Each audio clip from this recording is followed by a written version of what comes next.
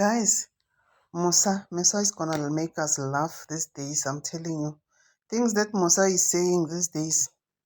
Musa was on a podcast somewhere.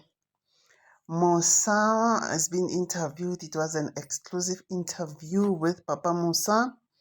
Now, Musa says to the guy who was interviewing him, he says, if anything happens to me, the only person that I trust with my wives is Uvukile.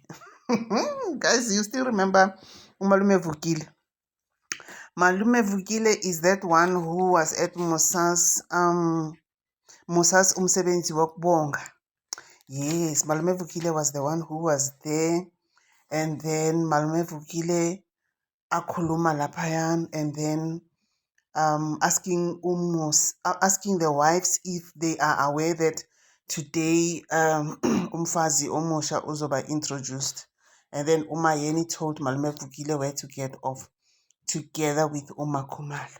So Musa now says, if it happens that anything happens to me, Umalume Uvukile should be the one who takes over abafazi bami.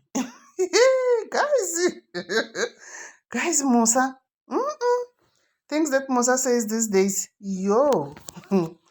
Okay, bye, guys.